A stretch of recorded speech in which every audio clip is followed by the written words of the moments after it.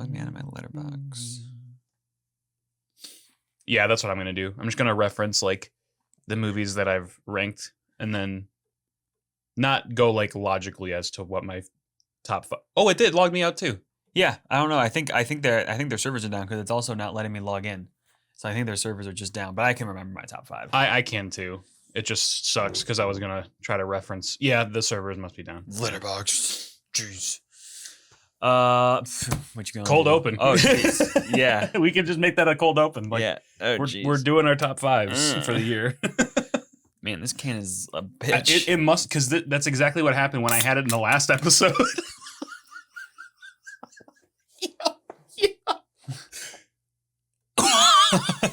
I don't know if you guys can see that. It like punctured the very corner of the corner. What the hell? I don't know if you can see that. Cheers. All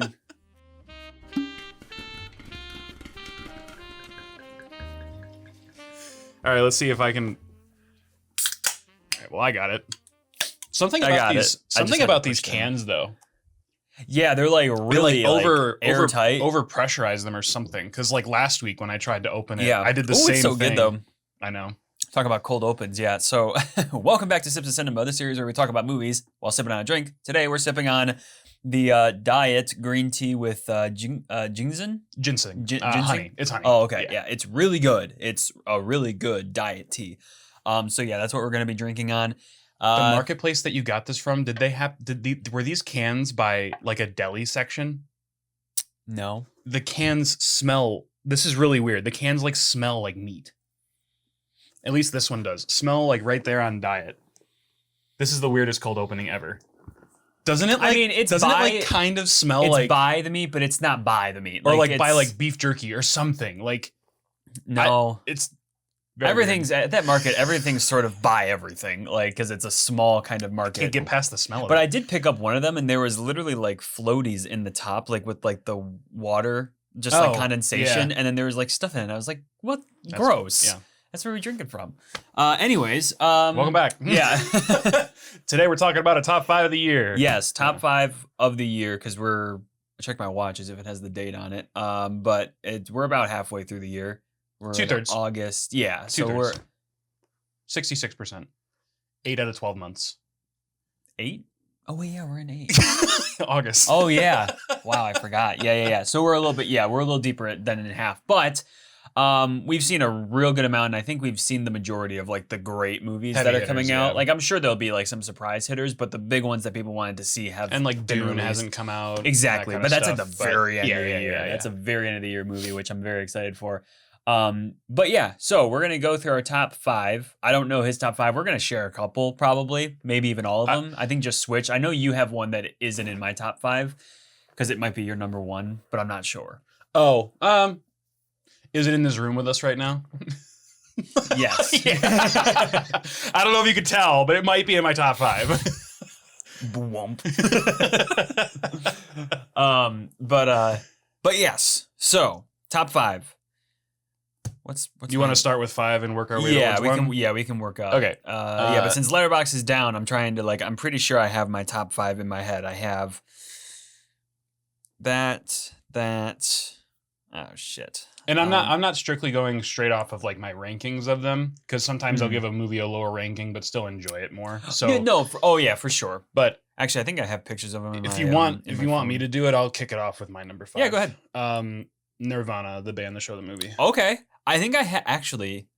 Let me see. I think I have that. Which Mom and Dad actually just watched finally. Oh, okay. Yeah, I think I have that in my I think it's my number 3 spot, but really? Yeah. Okay. Yeah. But go ahead. Yeah, talk about it. So, I mean, kind of like how like what you said when you reviewed it, it's like one of the funniest movies that you've seen, like period. Mm-hmm. And it would be higher. Movies are just so good this year. Oh yeah. And I wanted it to be in the top 5 because of the fact that it's like genuinely one of the funniest movies that I've watched. Yeah. And I guess the humor is just it's a very specific. Our parents didn't really like it. They stopped watching the movie. I know. Less than 10 minutes in. They And continued watching. They it, though. did. They I know. finished it, yeah. I came up and they were like, "Yeah, we stopped watching it." And I was like, "You guys didn't even make it to any of the parts. Not even good parts. Just any of them. Just know. continue watching it." And they liked it, but they didn't like it like we did. I know. It's a very particular kind of comedy. It's like dry humor, but also like semi raunchy while not being raunchy. Exactly. Like I love the scene. I can't say the word, but it's like meta humor. When they first go back in time and they're he in the goes to theater. see a movie and they're watching The Hangover and he's yeah. what was it?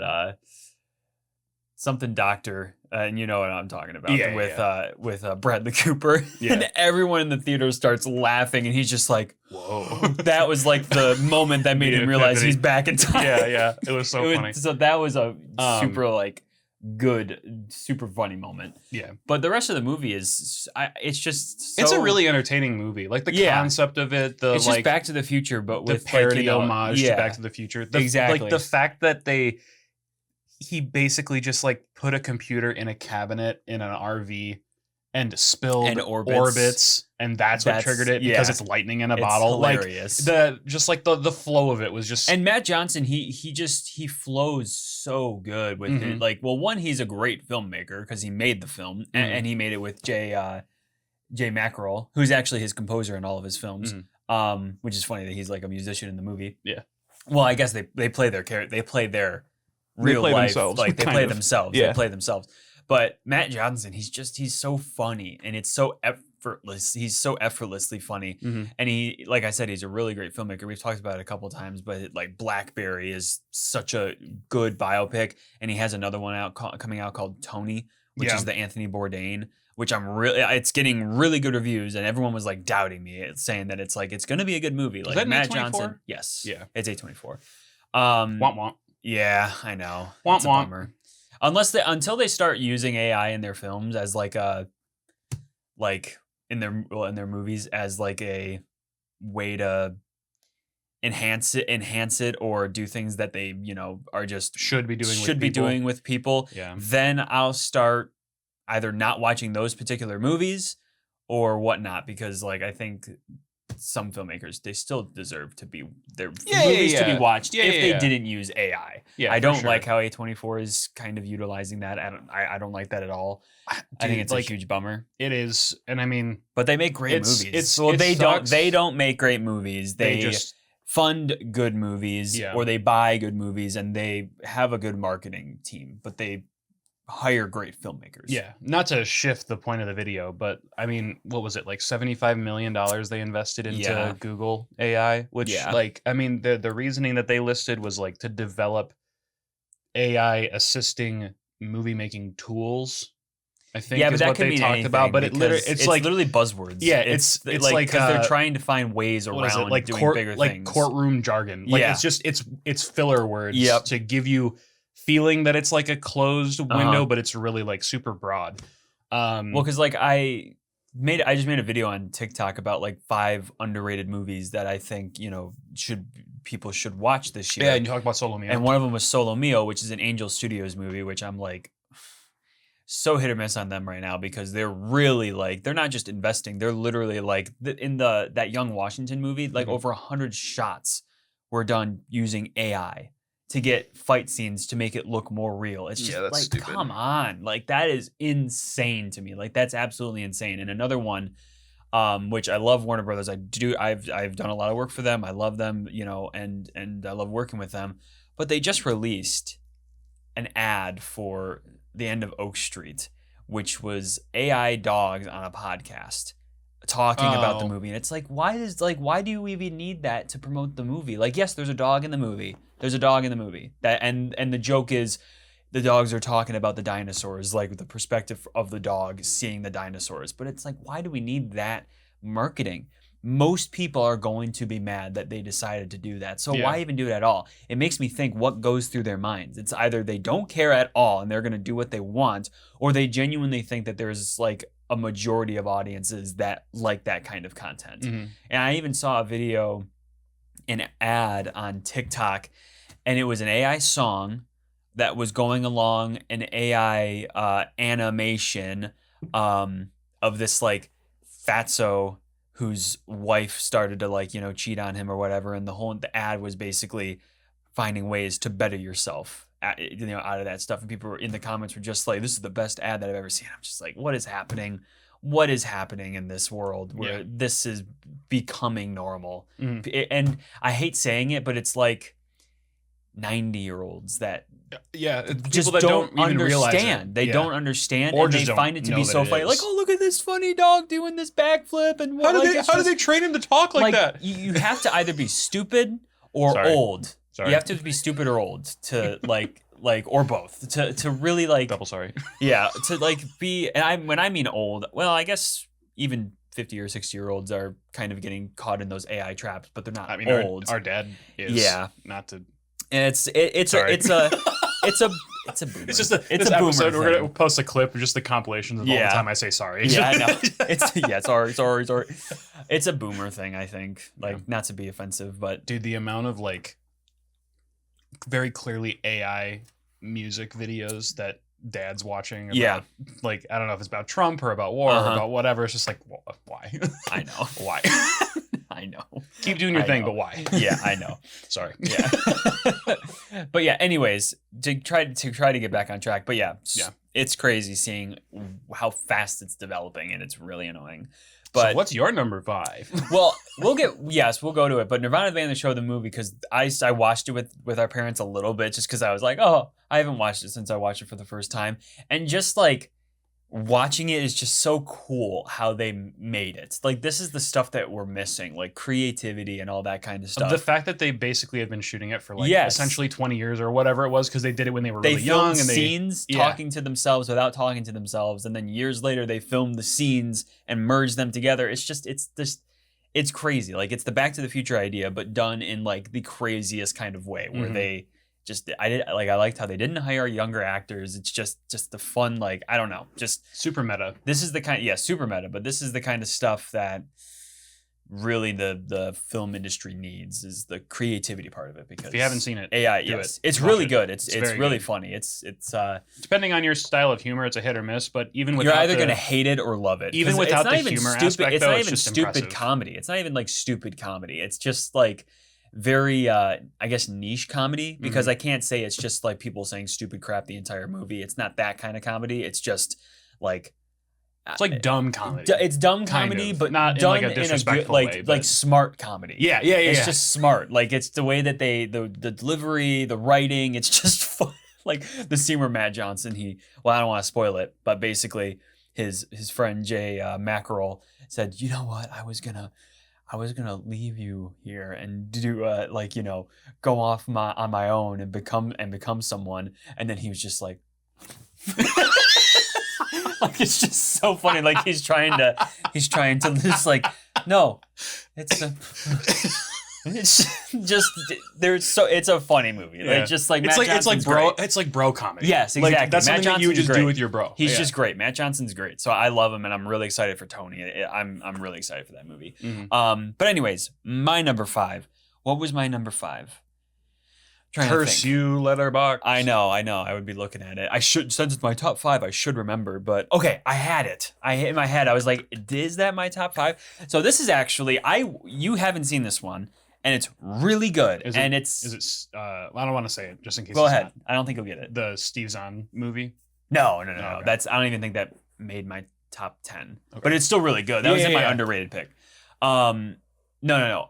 Epic, the Elvis Presley in concert. I had a feeling it was going to be up in there. So and I good. have not seen it. It's so good. Like, it's one of the most interesting documentaries that I've seen, because you're literally like watching Elvis the entire time, and with the exception of like a couple people talking about Elvis, it's not a sit down kind of interview documentary where they're interviewing people about Elvis. It's literally Baz Luhrmann and his team.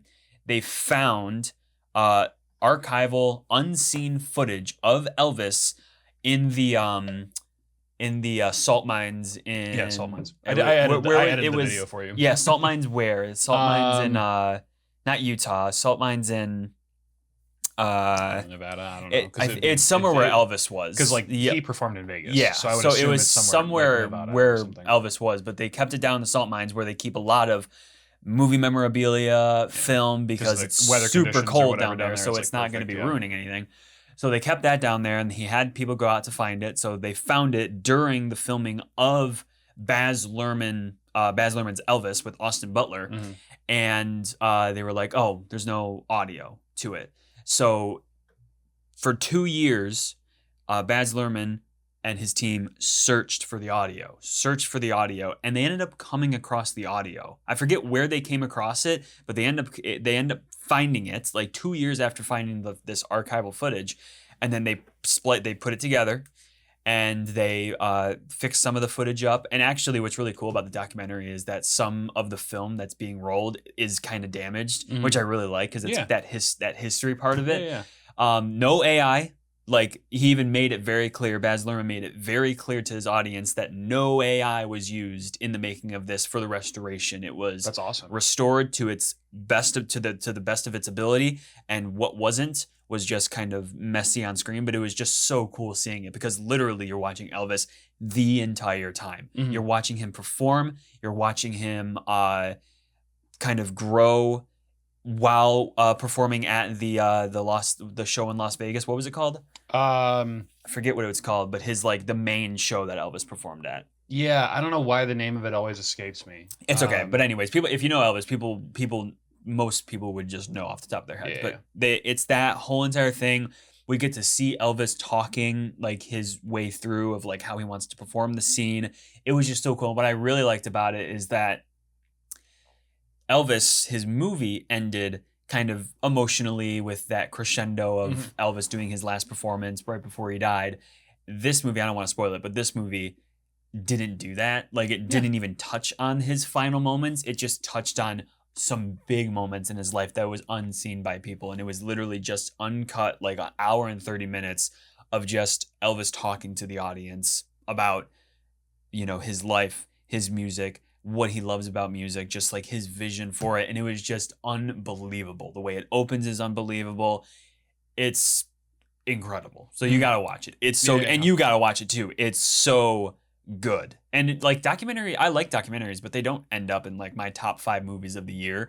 This year has kind of been really busy for me. So by now I usually would probably have almost 80 films watched, and I only have 40. So I've had a very, oh no, I know I've had a very busy year, but I think it would still stay in number 5. It's so entertaining. I was on the edge of my seat. I was in a pretty empty theater too, so not a lot of people went to go see it. But I love Baz Luhrmann's love for Elvis. Despite his controversy and whatever, the man's been dead 50 years. Just respect his vision in the arts and what he did in the industry. It's a great time to watch. I mean, it's really awesome. Yeah. It's quite amazing. So you didn't watch it, so we can end that there. I just wanted to explain why I love it so much. It's so good. And so then please go watch it. Do we want to do? The only reason I'm even mentioning this now is because the honorable mention that I have kind of pairs with that movie. Go ahead. Or should we do the honorable mentions at the end? No, go ahead. Michael. That's my honorable Oh, mention. okay. Yeah. Just because it's not like a documentary, but it's a biopic about another musician. For sure. Yeah, no, Michael, phenomenal in my opinion. they actually not just started. They're starting production on the sequel, I think not this summer, because it's this summer right now. I forget. I think they said starting production in 2027, and it's coming out in 2028. Sweet. Okay. So they already did film some musical scenes because they had filmed a lot for the first movie, and a lot they didn't use. A lot they didn't use. Oh, speaking of the chair, I don't want to don't have to talk about it too much, but make sure you're leaning more towards this side. I've noticed in a couple of the recordings, half of your face gets cut off. Oh, really? You lean over on this side of the chair. Oops. That won't be a problem in the future because oh yeah, we're not gonna be in the studio for too much longer. Yeah, so. I don't know. Hopefully next episode we'll be in a new studio with us, bigger. It's at my house, so it'll be better. Don't start coming to my house. Don't tell them it's at your house. I know, it's fine as long as they don't. All they'll see is white walls. That's all they'll see. But yeah, so it'll that's be a where work in progress for a little bit. Yeah, we're gonna be putting it together. So for now, it'll just be the 2 chairs, and I have an ottoman, which will be cool. Hell yeah! But it's bigger. Yeah, exactly. But it'll be bigger. So now we can potentially start flying in guests to be on the podcast to make it a little more interesting and a little more fun. Don't dox his house if you come. Yeah, over. no, it's okay. Sorry. Yeah. But yeah, so that'll be cool. Hopefully next episode you'll see us in a new spot. So we're working on that. And We if just not got to the get next these one, we just just a got to get couple these more. chairs moved. That's really all that, the lighting and the camera, and that's it. But yeah, so Michael, We don't have to touch on it too much because it's an honorable mention, no. but it's one that's worthy of It being is. up there for me. I think that would probably be my number it's 6. Nowhere near my favorites of the year, but I still really appreciate like the movie. I think a lot of people were like blatantly just hating on it because they're like, I didn't learn anything new about Michael. I just didn't learn anything new about Michael Jackson.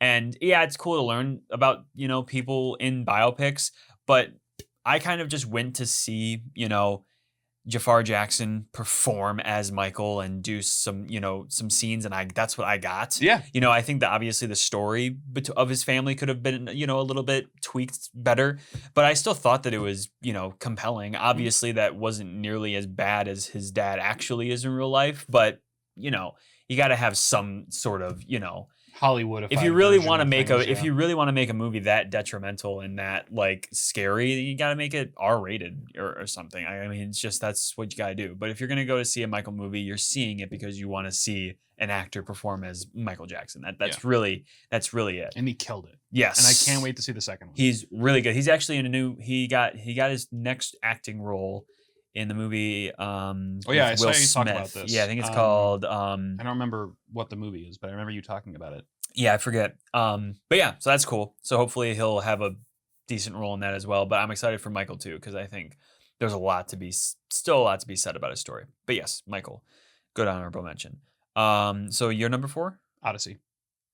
I think Odyssey is in my number 4 too. Trying to think, because I think I have Nirvana above it.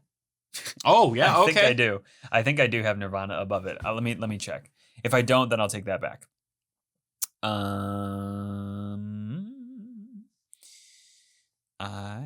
have. I feel like. Yep, I have it at number 4. I feel like our top 3s are going to be like there's the same movies, just in different orders. Except for maybe one, because your Nirvana is the top 3, obviously, which different. Yeah. But yes. So Odyssey. Yeah. We've talked about it a lot. Yes, we have. It's amazing. We did do a lot of videos on it. It's a phenomenal movie. Like Yep. like a visual feat of cinema, movie making. Yes. The depths that they went to develop a new IMAX camera to be able to do certain things. That's is so amazing. cool. Like, I don't understand why that was not done in the first place. Like, yeah, this IMAX camera is freaking loud as shit. Yeah. Let's suffer. Let's why not put just a develop that? silencer on it. Like, exactly. Why? That's so cool though. Like, that's such a duh kind of thing. Like, let's put it in a case and have it shoot through glass or sapphire or whatever they did to make it so it's clean as possible. Like, why? That seems like such a dumb thing and such like not a dumb thing, but a dumb thing that they hadn't done it before because like that just messes up with like the audio so much and just makes it so much harder. And so I'm glad that they came up with that. So hopefully they continue using that. You talked about in one of your videos like how you wish that IMAX would just like expand because only 41 in the world or whatever is kind of rough. That like I mean they could do it. It would just be crazy expensive because like all of the 41 cameras that they have right now they were made like 50 something years ago. Oh yeah, or like they've only been like restoring them or fixing them. Well, do you mean the projectors? Yeah, the projectors. Yeah, the projectors. Not the projectors. Well, the projectors. I mean, that is what the theater needs. Obviously, IMAX cameras are cool, but we just need like. Yeah, I meant the projectors. Like at least one within like the major parts of the United States to give it at least people some chance because like you have 20 however many 41 you have 29 in the United States and like I don't know like 18 of them are in New York and LA. It's just like that is kind of ridiculous. It's just kind of annoying that they're like clustered there. That is luckily we have one that's only 2 hours away, but just like it is a bit of an inconvenience like when you want to see it. Even if they took those 28 or whatever you said are in the actual US, that's a little over half of the states, which means that you could very easily place them within like the in-betweens of states and have them all evenly dispersed. But no, now they're all in like, oh, I have one downtown. It's also unfortunately based on like it's probably based on like population and where has the most money, so they're not going to put this IMAX in a place that like doesn't have as much people or That's for revenue sure. streams or whatever. And like LA and New York. Well, that's why I meant by like highest the revenue major, streams like in the the major America, parts, yeah. like Detroit, like put one in Detroit Mhm. where everyone is a good hour and a half away from it, like Yeah. to make it at least a little bit more reasonable. Like, yeah, then put you it also in- have people from Canada that can come over and see yeah, it. exactly, literally. Canada's probably closer than we are to Detroit, so Well, actually, I mean, they're close to New York, so oh yeah. they can, yeah. Well, But- part of it. But like, but one of the That other one things part. that I said about that was Canada's like huge, and I'm like, yeah, all of it's close to New York. another thing about the cameras though is like, yeah, what was that? What was that I don't know. I noise? was like thinking, crap. What was I? Man, I hate when that happens. Like you have a thought, and you're. Oh wait, no. So another thing that was like annoying me about it is how they were promoting the Odyssey. They're like promoting it as the first film ever to be shot on IMAX, on IMAX cameras.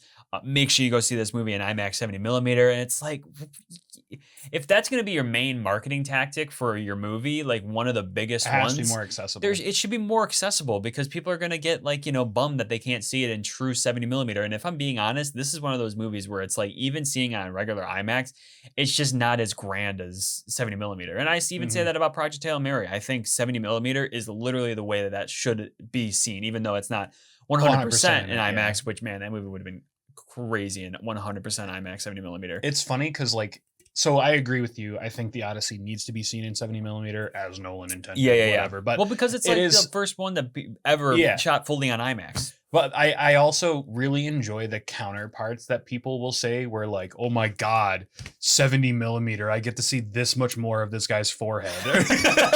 I know. Amazing. I know. Like I think some of it is over the argument- top because like there's one scene with Penelope and Telemachus where they're on like that balcony and it's like, oh, there's more sky. Yeah. I love the counter argument. I think it's awesome. It is kind like, of funny. It's kind of like he's conscious about it. It's funny because like when you're experiencing it, it's different because it's so tall it goes out of your field of view. Yeah. But if you're just thinking about it in terms of like what else you're seeing, yeah, you don't really get too much extra. That's true. Like, oh my gosh, I get to see the tip of this guy's sword in the fight instead of seeing halfway through the sword. Like it's kind of whatever. But the experience itself is what makes it different. It's not what you're actually seeing. It's the fact that you can't see beyond it. It's going past your field of vision. And actually I was going to mention more about Project Hail Mary. You guys know that's my number one. Spoiler, but we'll because I want to talk about 70 millimeter for that movie, so we'll get to it when we get to number one because that I don't think that's your number one, but maybe it is still. Yeah, it's not. It's not. I know what your number one is. I don't know if you do. Really? I don't know if you do. Really? I don't know if you do. What? Oh no, I think I do know what your number one is, and I'm shocked that. Wait. I would be so confused if that was your number one. I know you love the movie, but I would be confused, especially since you're wearing that shirt. All right. So who's your number three? Did I even give you my number four? Yeah, same thing. Odyssey. Oh right. Yeah. Doy. I was like, number three. My number three is Nirvana, the band, the show, the movie, but we talked about it. Yeah. So. What was your number three? Really? Obsession? That's your number three? No. Really? No. So I know what your number one is now. Don't tell me you have Toy Story above it. No. Okay. No. I was like, wait, what could be? Let me think. Oh wait, yeah. I guess. Know what? Well, Project Hail Mary. You know what? We'll go. Fuck. This is what I mean. The top three is so difficult for me because I love them all in tandem. Obsession's not on my list. That doesn't surprise me. That doesn't. I love it though. Yeah. But and seeing all the other movies that you've seen and all the other stuff that you like, I'm not surprised. We'll keep Obsession at number three. Okay. Just for me though, 3 through 1 is like very easily interchangeable. Got it. For me anyway. Like, okay. Depending on what I'm feeling in the moment. But for now, we'll put that at number 3. I mean, Obsession's great. It's phenomenal. You talk about it. Yeah. I mean, because you love it. One of the best, if not the best horror movie that I've seen in like recent years and forever. The fact that it was created by content creators in the YouTube space, TikTok space, like new actors and actresses. Obviously, like Indy Navarrete has been other movies and stuff. She's other TV still shows. new. Like, she's definitely newer. She was always like in the spotlight. Like no one knew her before Obsession. Yeah, this is her like breakout, but not being like a breakout role because she was in 13 Reasons. She was in. Oh yeah, she was. Yeah, she was in, like. what was the? I never watched past season Superman? 1 because damn, that show sucked after season 1. Yeah. She was in Superman and Lois. I think she played she like. was in Did she that play show. a daughter or I think it was a friend of their son's. Oh, okay. I think. I don't know how long. I didn't even watch the show, so I don't know for sure. But I know that she Neither did I. played a role in that. But yeah, she's been in a couple things. I think she was probably in like some Disney show or something like that. And I don't know if it's been confirmed, but she was also just cast into another horror movie. I can't remember what it's called, but I saw it on Instagram that she was casted into a. I should look up to see what the title of the movie. Apparently, she met with Marvel. For I didn't believe it. I don't know who she'd be playing. Who was but it? That'd I think be crazy. it was not Mystique. I think it was crap. Who was it? She'd play a mean black cat. Mm-hmm. That'd be good. That personality would fit Black Cat very well. Your internet in here sucks. I'm trying to look up the movie that she was cast in. Again, I don't know if it was like confirmed or not, but the name of it was like super interesting. It's another horror movie. Sorry. It's another horror movie. I think it started with like an I. I guess we'll never know because the internet is not working. That's so weird. My internet is fine. So are you actually even connected to it? Do you have Wi-Fi? Yeah. I've been using. You're a jackass. It's like your Wi-Fi sucks and you're not even fucking connected to it. I just meant like I didn't know you had Wi-Fi Office. here. And I can probably share it with you. I've been using 5G this whole time. Oh and yeah, like, no, that's horrible in here. Yeah. Especially with all the shit in here. Yeah. It's bad now. See. No, I have internet. Just Office or it's DM Office. Yep. Okay. And I should be able to share it with you. Yep. Man, just in time. It's amazing what happens when you ask questions. Yeah, just in time for us to leave the studio forever. Yeah. It's always been here. I don't know why I didn't think that you had Wi-Fi here because like your computer's here. Obviously, you'd need it. Right? Your computer's here. Well, no, you have a laptop. I never had a computer here. Just my What is wrong with iPad. me today? Just my iPad. I'm trying to in Vertigo. In Vertigo is the name of the movie that she was apparently cast for. I don't know anything about it, but so what's the guy's bear? His Michael, right? Is that his name? Because I think his name's Michael. Because apparently he was cast or is looking Michael to be, Johnston. Michael Johnston. Apparently is looking to be cast in the new Mummy movie with Brendan Fraser. Oh, okay. But a lot of people are speculating they might be like the villain of the movie, or he could be the son of the characters of the original Mummy characters. So I don't think he's officially been cast, but he's been looked to star in that movie. So that's pretty cool as well. So just to talk about In Vertigo for a second.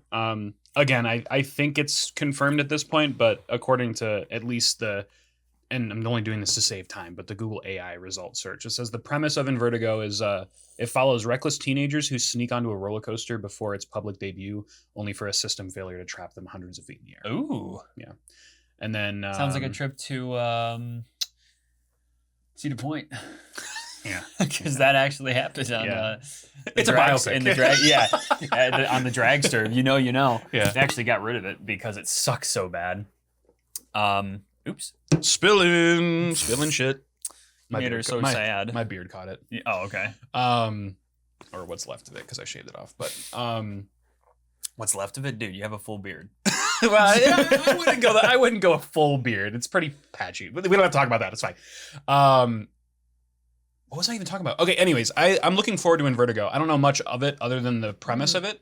But dude, the way that she played Nikki was just. She's probably unbelievable. She's probably going to get an Oscar nomination. I would be very surprised if she didn't get the nomination. I wouldn't be. And the only reason why is because you have to hit certain requirements for Oscar nominations. And sometimes independent films like this, they don't get that edge. But because of how popular her performance has been and how popular she's been, how popular the movie's been, how successful the movie's been, the movie actually might even get a Best Picture nomination. And it just because of how much money it made, because that's why F1 got nominated, is because it was a box office success. So the fact that this made that much money, it might land a few Oscar nominations, which would be absolutely insane. Mm-hmm. And she probably will get a nomination because I think the majority of people wanted to even see her win, which I think if she wins anything, I think she'd win a Golden Globe. I think it's definitely worth a Golden Globe. I don't know about an Oscar, but she is really good in it. She's great. Yeah. But yeah, Obsession's awesome. It's so awesome seeing. I mean, it made like $475 million. Sorry for the voice crack, but that's dollars. We're going all over the place today. I didn't know you had Wi-Fi. Yeah. Your voice is cracking. I'm spilling drinks. You're leaning off camera. Yeah, I know. But yeah, the fact that it's made that much money on like a measly $750,000 budget, and I mean measly, that's not a big budget for a movie. Not at all. That's insane. I mean, that is just out of this world kind of insane. It's awesome. I love to see that. And not that the movie is like, what's the word? Like, not that it's realistic, obviously, because like the wish and whatever. Yeah. But like the premise of it being based off of a relationship and someone who is very obviously like a version of like a predator, like doing that kind of shit. Like the fact that it was not so much focused on like the whimsical fiction version of a horror movie, and it kind of gets like, lost in it. Yeah, it's like very focused on like stuff that really happens, just in an exaggerated tone. Yeah, like for sure. People get into relationships out of fear. They change themselves. They're not themselves. They're forced to do certain things. Codependency. Yeah, it's very terrifying subject matter, which I think is what made it insanely impactful. Exactly. And it was just it was scary. Like, I mean, even on rewatches, like the scares are good. Yeah. Like it doesn't really, I wouldn't even say it has jump scares. It kind of just has shocking moments that are like the unexpected. Cat. Yeah. What the fuck? Like the cat or her screaming in the bathroom, breaking shit, just like scenes like that are just like, or also, sorry, not to cut you off, but I saw it's so cool how this kind of movie is like having this impact where people are still finding and thinking of different theories as to what triggers certain things. So there's a theory that I saw that is like, it's so fitting that it would make sense if it was real. Nikki and Wish Nikki, whatever you want to call, like, I don't know, whatever, for the sake of that, like it triggers when she looks into a reflective surface. So when she sees herself through the eyes of Wish Nikki in a reflection, she snaps back out of it. Oh. Because when she was in the bathroom, she saw herself in the mirror, and then she went into a rage as regular Nikki to try to get out and broke the mirror. When they were at the party and he was sitting there with like a bottle in his hand and she approached him right before she snaps and goes, "What the fuck?" You can see her eyes go down towards his bottle. So she saw her reflection in the bottle, snapped out of it, went, "What the fuck?" as regular Nikki, and then Wish Nikki took over again. Wow. And then the reason why when she was sleeping in the bedroom, I don't know who this theory was, by the way. If this is your theory, shout outs to you. But when she was sleeping and she was talking as regular Nikki, it's because there was a mirror at the base of the bed so that Wish Nikki couldn't get out because there's a mirror right there. Though? Yeah, maybe that's a different thing then, but that was part of this person's theory, was that there was a mirror there. That's an interesting theory. I could definitely see it because for sure. Now that I'm thinking back, that's what's like so great about these kind of movies is that it's always open up to interpretation. It doesn't Yeah. have to come true. It's just kind of like what you think about it. I just think that's what's really cool about movies. Did you see there's an edit of the end of the movie when Bear goes, "I need you to make this wish," and he doesn't think it's real. You know, he goes, "I wish for $1 billion." Yeah. There's an edit where it's like bass boosted sounds and warpy sound effects or whatever. He goes, "I need you to make this wish to wish that this wish never wished," and whatever. And he just goes, "I wish for $1." And then it like cuts to him just saying $1, and one bill falls from the ceiling, and he goes, "No!" That's hilarious. That's funny. I wish for $1. I wish for $1. That's so funny. What do you think happened to her after the movie? Like Nikki. Psych ward. Psych ward? Psych ward. I think that's And like the easiest answer. Because it's- how do you explain It that? has to be. How do you explain the naked chick without a face in there? Yeah, like she all has- the cryptic crap all over the floors, the dead body, the fucking like the mutilated dead body sitting in a chair naked in the kitchen. her like, wearing like fake tattoos and the dress that she was wearing. Like you can't get out of that. Oh, I don't even think she was wearing fake tattoos. I think she gave herself real tattoos. Oh, really? Yeah. Oh, With- I just with thought a it kind of looked tattoo like gun. really. Oh, Yeah. I thought it kind of just looked like Sharpie, but that's It might have also been Sharpie. that but would be crazy. it would be fitting of the character Yeah, for yeah, her yeah. to like actually self-mutilate because it For was sure, fitting, yeah. Like I'm being like her. Whatever. Mm. But I saw this as like a behind the scenes thing. The reason why at the end when she's like, "It's all your fault. It's all your fault." Yeah. When she's like petting him before he dies or Yeah. whatever. The reason her eyes are shut is because they ran out of red contacts. Because Oh, they like had really? like the bloodshot contacts Yeah. over her eyes. They ran out of contacts because like I think she blinked or something and one of them fell out. Oh, And they darn. ran out of it. So at the end, they were just like, "Well, just close your eyes. Yeah. It'll be more like fitting for Exactly. the intimacy, Yeah. whatever." So I just thought that was cool. Yeah, that is Little- cool. Little fun thing. I like learning little things about that. Yeah. Or it's like it reminds me of in The Grinch, How the Grinch Stole Christmas, where he Jim Carrey, where he is sitting on that like the trash chute and before falling after like the Whoville incident, and he like falls back into it. He does like the and if you zoom in, he's not wearing his eye contact, so it's just Jim Carrey's eyes, and they're just brown. It's weird what eye contacts will do. It's weird. It makes him look so less intimidating. It was very weird, and it's in the movie, so you can just see it. That's funny. I think it happens a couple times where he doesn't have his contacts in, but apparently there's a How the Grinch Stole Christmas 2 is being made with Jim Carrey. Oh, Ron Howard's returning no to direct, way. and they're doing it how Jim Carrey said the only way that he would come back, it's gonna be like a motion capture. Wow. So it'll be I don't know if it's motion capture or if it's going to be like, well, it would be The motion. only way I'm coming back is motion capture or Sonic, apparently. Like it would. I think he said motion capture, like with the balls on his shirt or whatever, because he's done that before. I'm just trying to think how the movie would look. Like if it would look. Well, anyways, there is a How the Grinch Stole Christmas 2 coming. So I that's pretty can't wait cool. for that. Yeah. That'll be cool. Yep. Just on Jim Carrey for a second, I think it was a meme that circulated forever, but it was like him in an interview saying, "The only reason I'd come back is if this script was written in gold by angels from heaven above." And then it just like cuts to Sonic going, "Gotta go fast." That's so funny.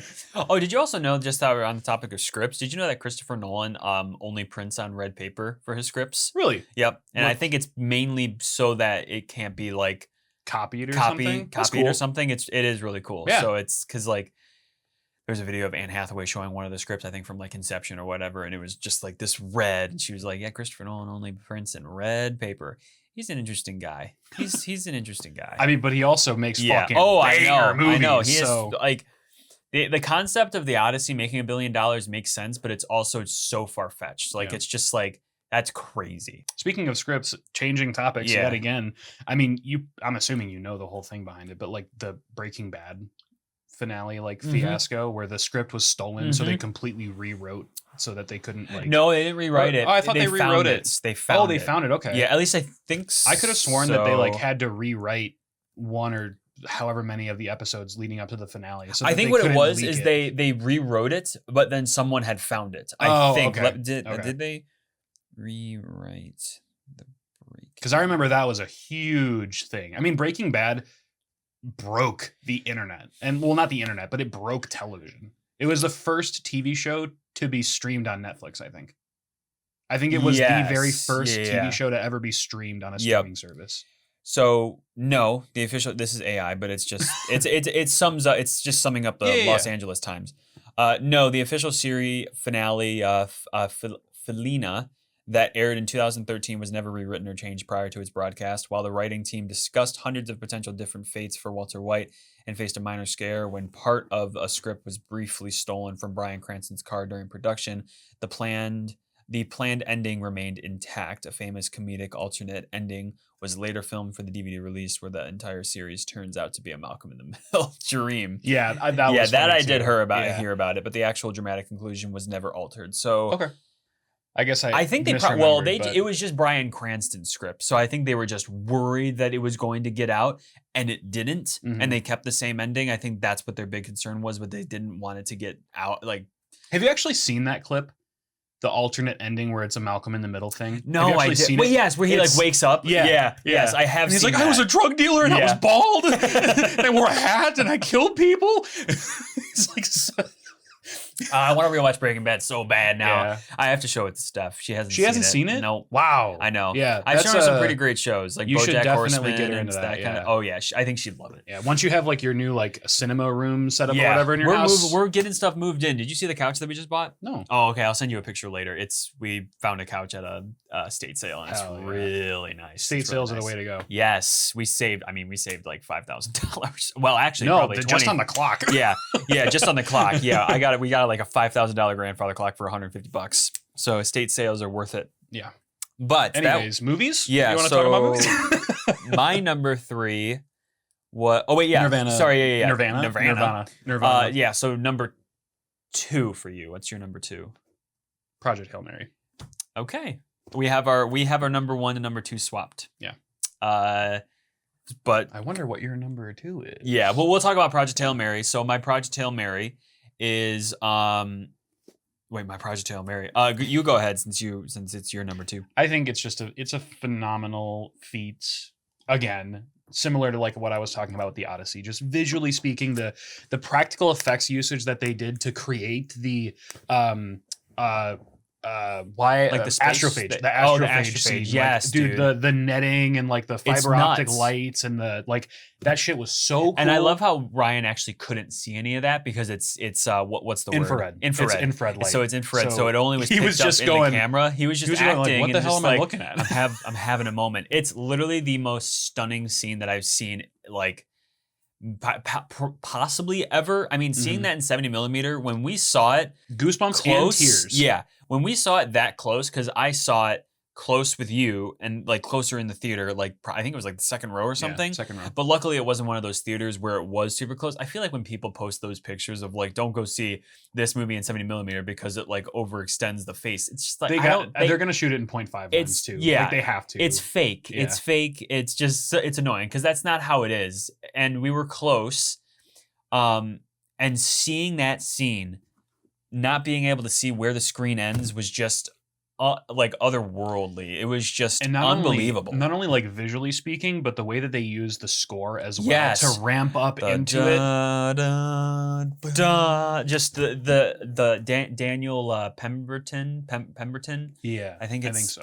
Something like that. I don't know. He is so the score is incredible. I feel like this movie is going to get nominated for a lot of Oscars because again it was a very popular movie of the year, but I feel like it's not going to win most of them, which really sucks. I think the Odyssey is just going to unfortunately sweep it because it's honestly later, I hope the Odyssey doesn't. It's a big story. I hope the Odyssey doesn't win best score. I know that's probably going to be a controversial opinion. I love what crap, I have so many names in my head right now. The composer. I'm not going to be very much help. No, I know he did Sinners. Oh yeah, we talked about him in a previous episode. How he like uses the instruments of the time. Yeah. Crap. Why do I forget that? At least you have your wife. Ludwig Göransson. Yeah. Ludwig Göransson. I don't know why I was forgetting his name. I appreciate what he was doing with most of the score in the movie, being that it's the movie wasn't about like having super, kind of like Oppenheimer, having like super intense music. Like there was a couple moments that you could really hear, like the siren scene, which I love that. Mm-hmm. I love that piece of music. I think it's beautiful. But as far as the music that enhances the story, Project Hail Mary is just out of this world. It's so good. And I hope, because we're going to get to it when we talk about the next movie, but also the score for The Death of Robin Hood. Mm. That score is amazing. Yeah. It's incredible. Yeah. But Project Hail Mary. I think it perfectly encapsulates every emotion.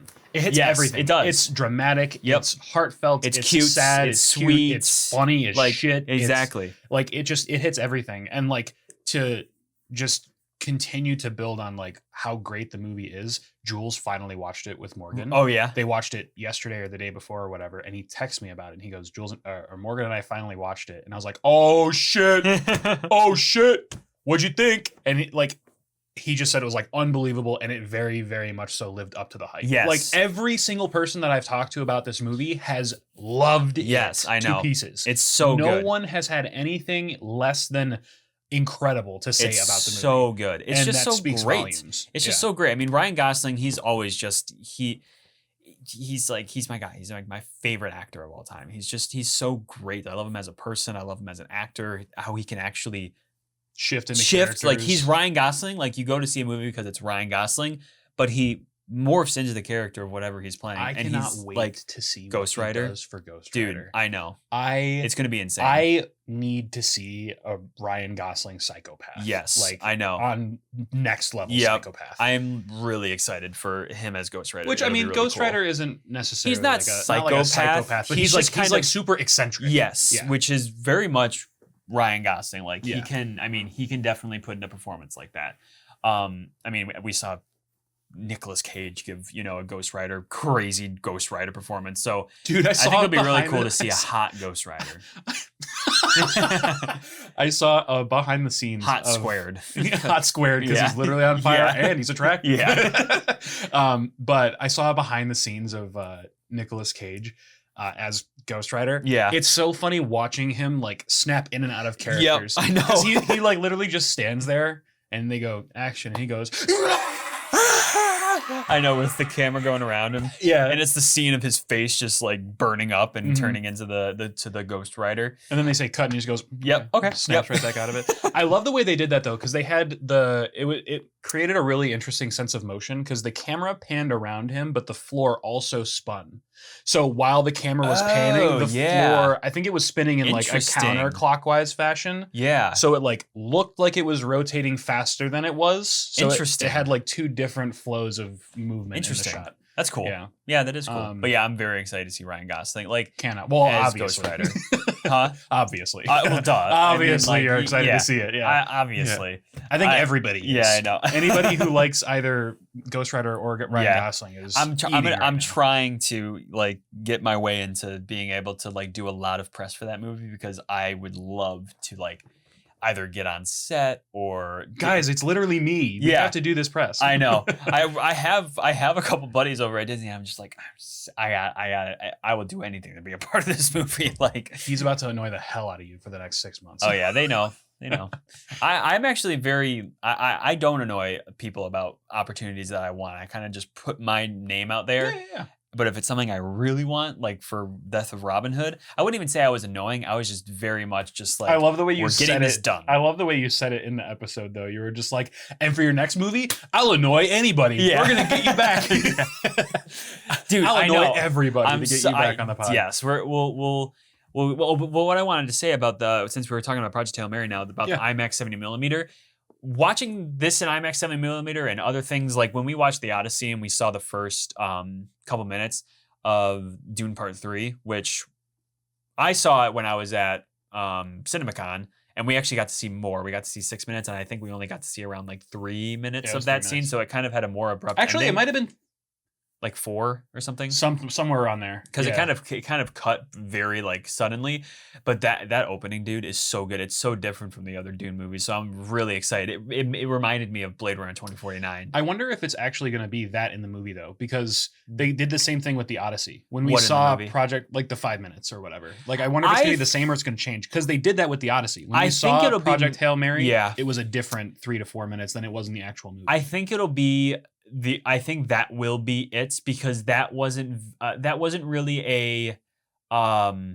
prologue or epilogue That's or true. whatever. Yeah, It was yeah. just the opening. Like what they did with the Odyssey was they took this scene, they kind of edited stuff down because it was a little bit more violent in the movie, and they kind of put this like crescendoing music over it, which wasn't in the movie, to get people like super excited. So that was a little bit different and edited differently. I think this is actually how Dune Part 3 is going to open. I'm very But excited. one thing that really does pull me out, especially of movies in 70mm when it's not shot entirely on IMAX, is when it like the aspect ratio shrinks immediately. But I think how they handled it for Project Hail Mary was very well done because they decided, yeah, we're actually going to shoot every single scene that's in the world, not in space, in regular and not on IMAX, on non-IMAX cameras, and then all of the huge scenes in space.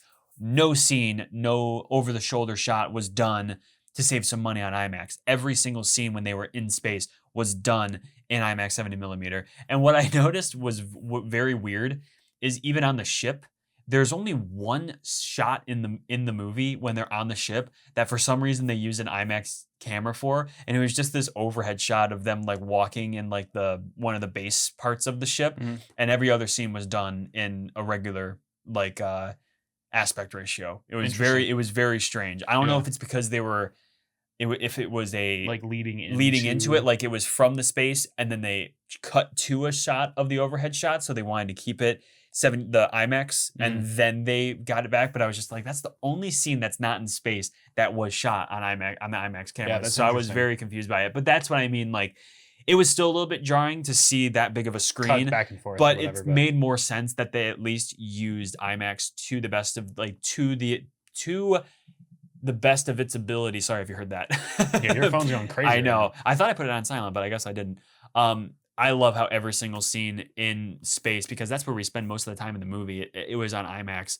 It also kind of and treats it incredible. Like, it also kind of treats it like the non 70 millimeters like flashbacks. Exactly. Yeah, no, and I'm not complaining fitting. about that. Yeah. I think that's fine. I just think as far as seeing it on the 70 millimeter screen and it just like it's and Dune Part 3, that was kind of annoying because we're in this fight scene and it cuts back and forth to the characters, to the huge fight scene. So we're getting this like IMAX 70 millimeter, IMAX 70 millimeter, IMAX 70 millimeter, IMAX. Like it was just like, it was very much just super jittery. I wish they would have shot that all in 70 millimeter, but I won't complain too much because man, that scene is fucking awesome. It is so good. When we saw that in CinemaCon, I was losing my shit because I immediately, as soon as we left the panel, I just went on my phone. I was just like, we just saw the first 6 minutes of Dune Part 3 and it's freaking insane. Because it is. It's literally like different from all the other Dune movies. Like I think I've always been a little lower on the Dune movies than other people. I think Dune Part 2 is better than the first one.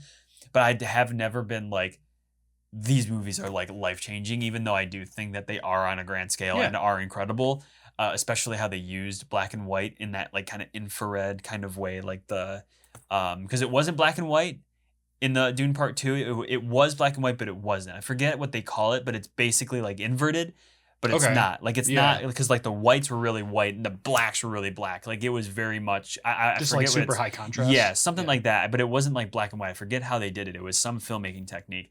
But man, that scene, it reminded me. Solarized, posturized, something like that? Maybe. I don't know. I don't know what the technical term is. But anyways, it's just stunning. Yeah. Like it looks so good. So I'm really excited for that. We'll move to our number one spots. Your Death of Robin Hood. That's my number your number one. My number one is Project Hail Mary. My number 2 is Death of Robin Hood. And for the like Death of Robin Hood is my definitive number 1. Yeah. My 2 and 3 was interchangeable. Oh, I guess the real reason I went with Obsession in number 3 was just so that we didn't talk about Project Hail Mary too early because it was number 1. So, for sure. Oh, you don't have to do that. If it's your number, if it's your flow of the movies, if it's your number 3, that's fine. Yeah, no, I know. Yeah, that's fine. But they're right there. Yeah, I think Obsession and Project Hail Mary are tied for top second. Threes and are third always place. kind of interchangeable. Like I mean, on certain days, Death of Robin Hood by far is my number 1 though. It's so good. By far. It's so good. I just could not take Project Hail Mary off of number 1 because of just how much it means to me. But Death of Robin Hood is also very meaningful to me. It was it's good. Incredible. It's great. I wish more people saw it because it bombed, unfortunately. I know, and it upsets me greatly. I don't know why I said it like that, but it pisses me off. That it's just bombed. you're so like it upsets me. It upsets me greatly. Yeah. But yeah, I know, man. It really is a bummer how bad it like bombed, and I say that not to sound what is it? What's the word? Not like not inconsiderate, but just like it bombed really hard. Like, but it's a good movie. Like, not to sound like rude or anything towards the filmmaker. It's just like the reality of it, which sucks because it's just unfortunate. It's really amazing. I mean, Hugh Jackman's great. Obviously, I don't think it's gonna hit everyone's forte or cup of tea because it's definitely a slower movie. But I saw a video and it was just of the I think it was like a joke. Like I told my girlfriend we were going to see this movie, but I took her to see Death of Robin Hood instead. And in the background, you could just hear Hugh Jackman, like Robin Hood ripping the guy's hand in half. And I was just like, oh, the sounds in this movie are so good. It's brutal as shit. I saw another clip that was kind of like that, not for Death of Robin Hood, but it was for Spider-Man. And the Odyssey. Yeah. The guy, he was like, I told my friend we were going to go see the Odyssey and it like shows Spider-Man. It just pans over. He's like wearing Greek armor or whatever. Yeah. I saw that too. But yeah, Death of Robin Hood is so good. It's just like the ending is euphoric, insane. It's so good. It's great. It pisses me off greatly that it just like people did not see it. Mm-hmm. It's sucks. unfortunate. It sucks, dude. It's kind of the same and what thing sucks that is happened because people with, just aren't in the market for Robin Hood movies anymore. Like people are just kind of done well, with it. it's that, and it's also people, which I think is hilarious because it was one of the things we talked about in the episode with the with like when we did the interview. Yeah, like Michael, the yeah, director. yeah. He was just like going to the movie thinking that it's like not going to be what you've seen before with Robin Hood. Yeah, blah, blah, blah, blah. So many people complain. It's like, oh, it's not the Robin Hood exactly. that I know. We literally like, that's talked. the point. We literally talked about it and predicted that's what was going to happen. Is like people don't have the. Like, I feel like we've gotten way too many Robin Hood projects in the past that are about the same thing, and we haven't gotten one that's unique and different. This one's unique and different, and it's great. It's awesome. It's just, and I love how when we saw it early, because we got an early screener for it for our interview, when we were getting up to that to the incredible ending, it was just, it cut to black and we could still hear it, and we were both just like, I could tell this ending is like a masterpiece, and we can't watch it, and it finished. And then we got the worker to rewind it for us so that we could watch it, and we just got to rewatch the whole entire ending, and it was just unbelievable how good it was. Just Guys. such a unique kind of, like, when you look at it, if you take it and put it in like a modern perspective of like an older man. Well, I don't want to spoil the death of Robin Hood, but like of an older man. It's in the title. Yeah, exactly. Well, not that, but this part, like, if you don't want to get spoiled, go watch the movie. But at the end of the movie, he confesses that he has killed a lot of people, but especially the prioress's husband or partner or whatever. So imagine that in like today's day and age of like, you know, an old man confessing that he killed someone very important to you, and then this person, this nurse, assists them in their, like, you know, assisted suicide. It's a beautiful kind of moment. Not beautiful in the sense of like, yeah, she forgave him, or yeah, he's, you know, forgiven of all of his, you know, his bad doings.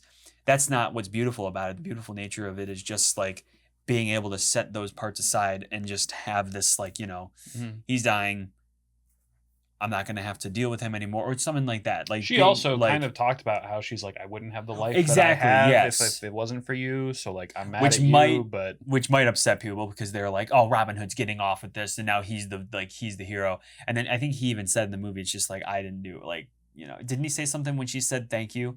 And he said something like, I didn't do anything after she said that, or just like, maybe I forget. I think he said something like we'll that. have to watch it a fourth time. I know. I guess. Darn. Which, by the way, I those posters that we got are probably flat now. Oh yeah, yes. I forgot about them. So I've thought about them, and I was just like, we'll keep them getting flat because I want to hang that shit so much. It was so good. We got these like thicker cardstock posters from the screening that we saw after the interview in LA. Which I hope it's not AI.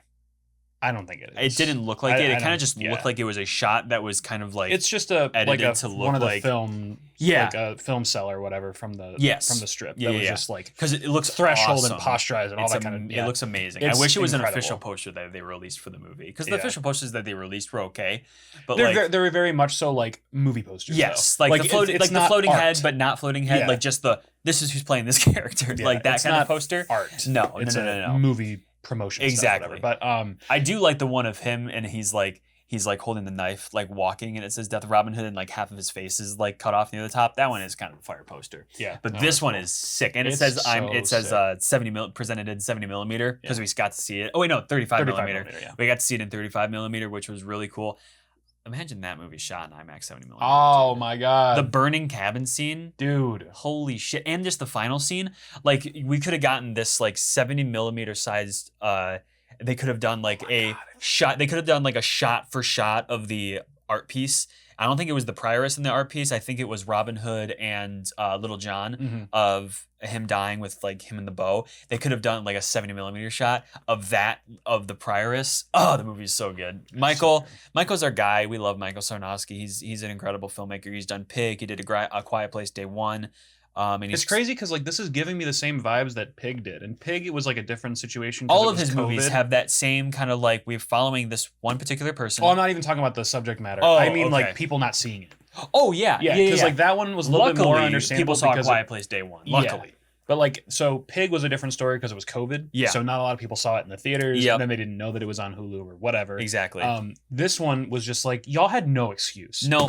Go. Exactly. Like, it's too late You now, had Hugh Jackman unfortunately, but in a Logan-like role, which I only say that to the average viewer. It's not a Logan performance, but when you're watching the trailer, it's like, it's Hugh Jackman. I saw Logan. That movie's great. This is also a grumpy old man that's done bad shit. Yeah. Like, I'm surprised that didn't get people to go see it in theaters. We tried with our interview. We tried getting people excited for it. And I think we did a good amount. Like, I think we did show it to a good amount of people to go see it. But man, it's such a bummer. It's like, you know, obviously the actors and directors, they already get paid for doing it, but it's just, it sucks because that limits, you know, the opportunities for what they can do. And then you get shit like the Ice Cream Man that's coming out, and that's just like bullshit. So it's unfortunate. It's a masterpiece. I mean, it's like, it's an absolute masterpiece. The cinematography is great. Pat Scola, absolutely incredible. The techniques that they use too, like, instead of using a blue screen in the final scene, they use like a silk printout of a picture that they took of a scenery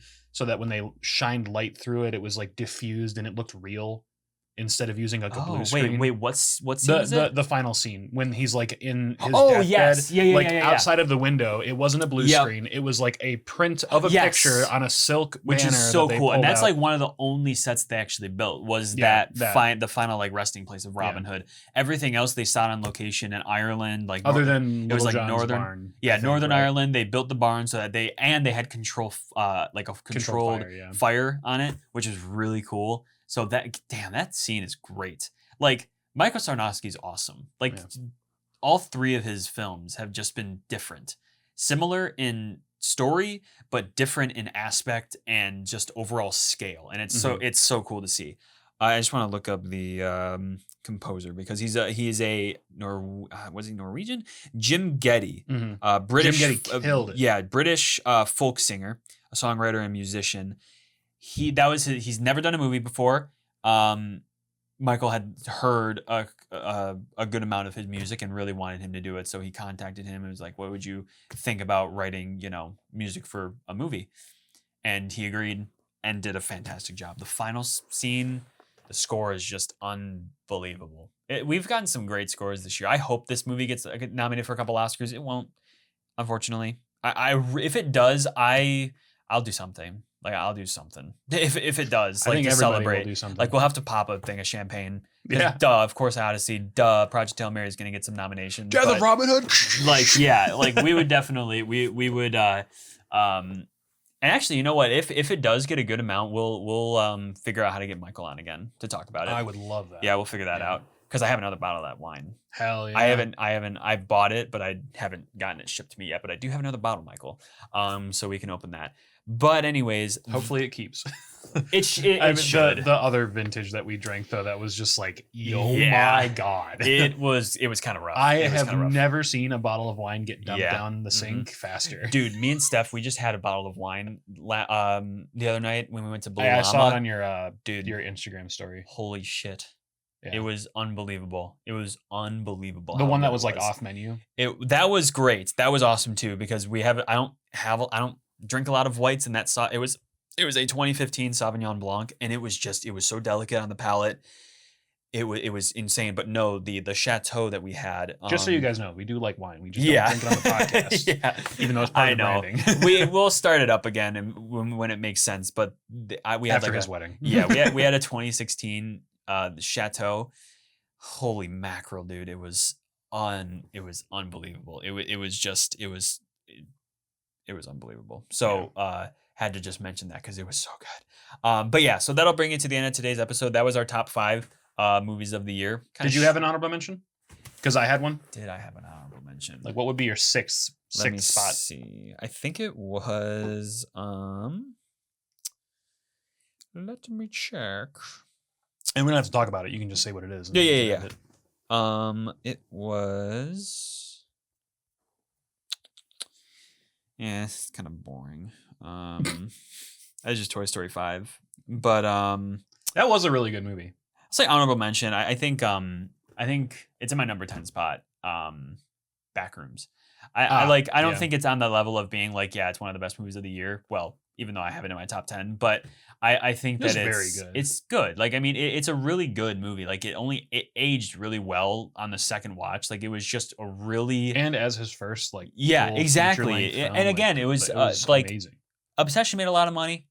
Obsession made a lot of money, but so did Backrooms. Like, it had a bigger budget too, but it still made. I mean, the fact that movie made, I think it made like, what was it, like $600 million or something like that? Let me look it up. That's crazy. It might not be that much. No, it's not that much. I don't know what the number It's is. like 393 Nice. or worldwide still- on a 10 million budget. 10 million That's budget, that's awesome. insane. It's like independent films this year is crazy, and Death of Robin Hood should have also been that. I understand why it wasn't, because you know it's not It's Backrooms, just and subject it's matter. not, you know, yeah. a scary girl screaming. So, so I understand it's the subject matter, but independent films kind of made a comeback this year, which is really great to see. So I'm really excited for the future in that regard. But yeah, no, I mean those are our top 5 movies of the year so far. We can do it at the very end of the year as well as a kind of recap, maybe even top 10. Yeah. But yeah, so that'll Have be one banger episode that's like 2 Yeah, hours long. exactly. Off the year talking about a top just 10s. like just getting through all the top 10s. But yeah, that'll bring it to the end of today's episode. Thank you for sticking around to the end. We will see you next week. Bye. Bye.